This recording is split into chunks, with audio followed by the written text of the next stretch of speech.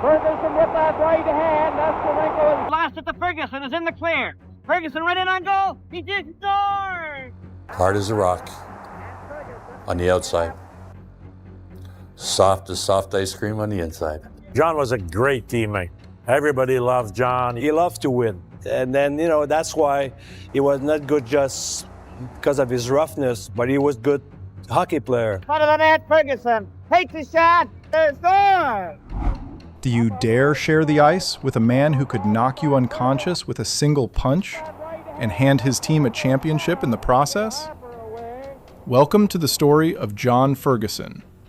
5 Stanley Cup championships, 1,214 penalty minutes, one of the most feared enforcers in NHL history. Even Gordie Howe, the man they called Mr. Hockey, a legend who feared absolutely no one, admitted that facing Ferguson when he was angry was terrifying.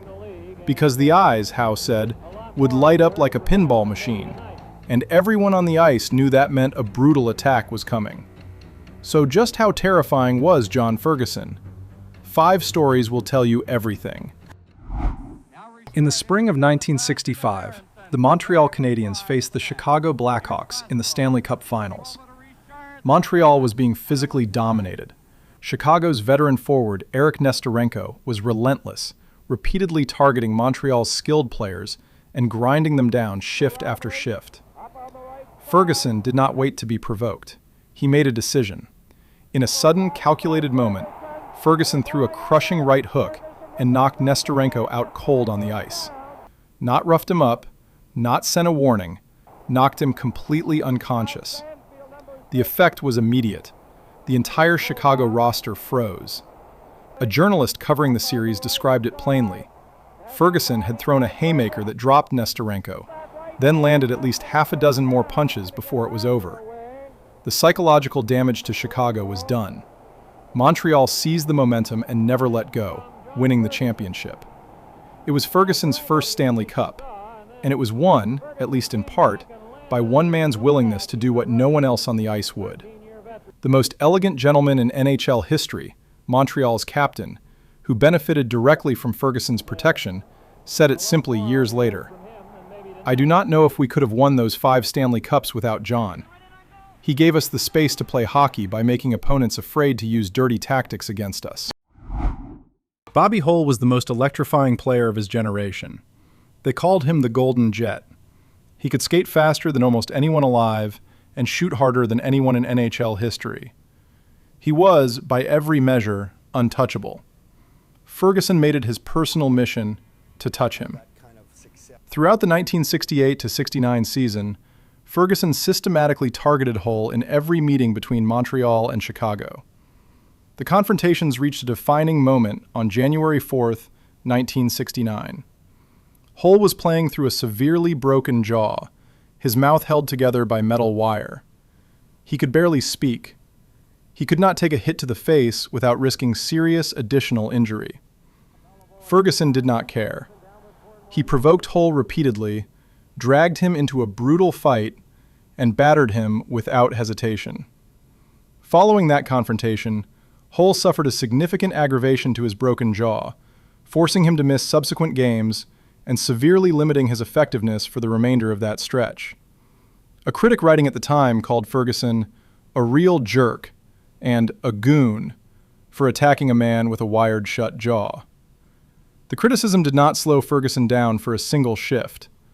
Hull himself later acknowledged their rivalry as one of the most intense of his career, describing Ferguson as one of the most ferocious opponents he ever faced. Many considered you the heavyweight champion of the NHL. Did you ever think about this, or did it mean anything to you? Well, probably did, Bob. I wanted to be the meanest, dirtiest son of a gun that ever played the game. And believe me, I was ready to go in every game the same way. I know.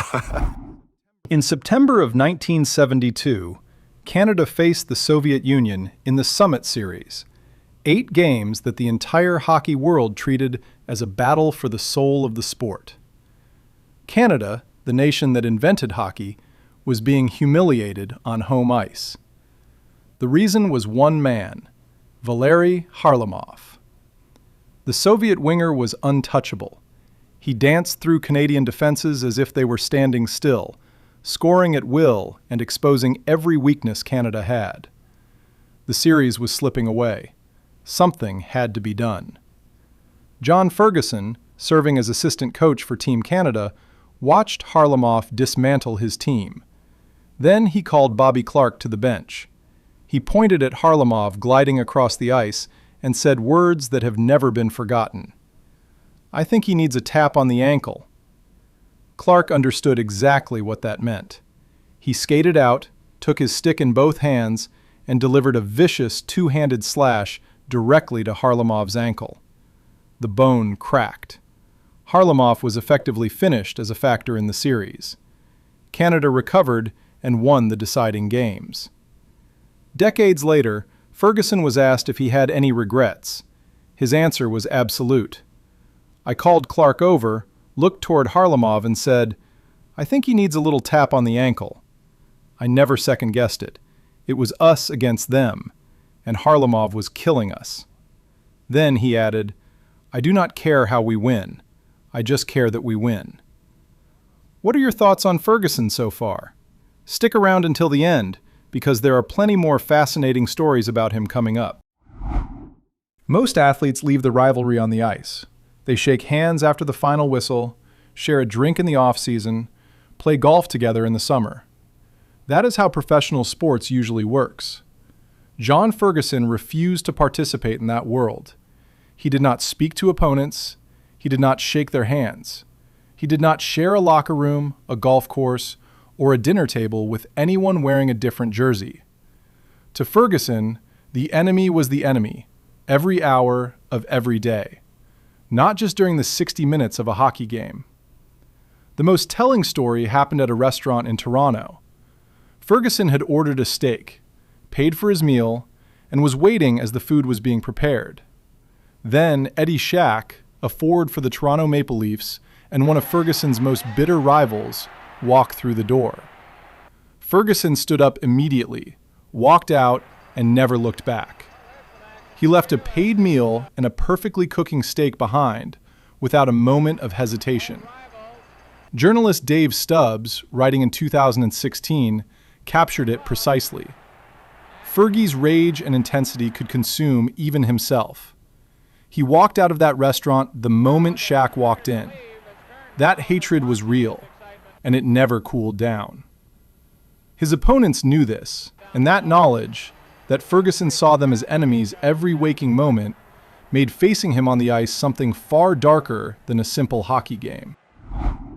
In 500 regular season games, he scored 145 goals and added 158 assists for 303 total points.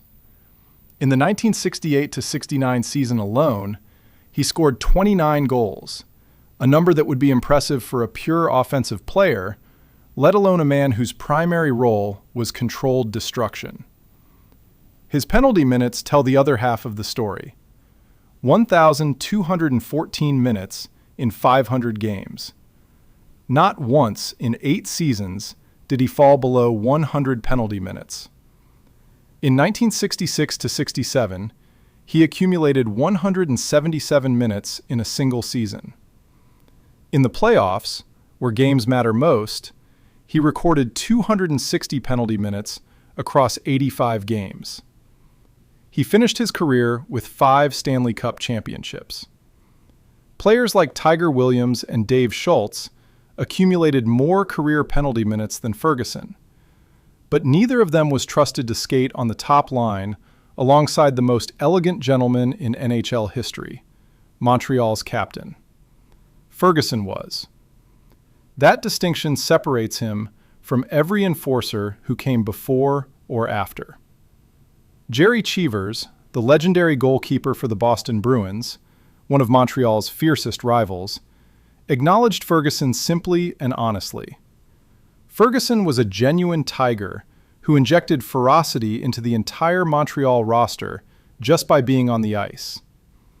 When Ferguson retired in 1971, opposing teams immediately began pushing Montreal around again. General manager Sam Pollock made repeated attempts to bring him back, Because everyone inside the organization understood the same uncomfortable truth. No one could replace what John Ferguson brought to that team. John Ferguson passed away on July 14, 2007. The hockey world lost more than a player that day. It lost a philosophy. He was the living definition of old-time hockey, an era when respect on the ice was not given. It was taken, through sacrifice, through scoring, and through an absolute refusal to back down from anyone. Only one player in NHL history made Gordie Howe use the word terrifying, and that was enough. Now we want to hear from you. Which NHL legend do you think deserves to be featured next? If you enjoyed this video, please like and subscribe to support the channel. Thank you so much.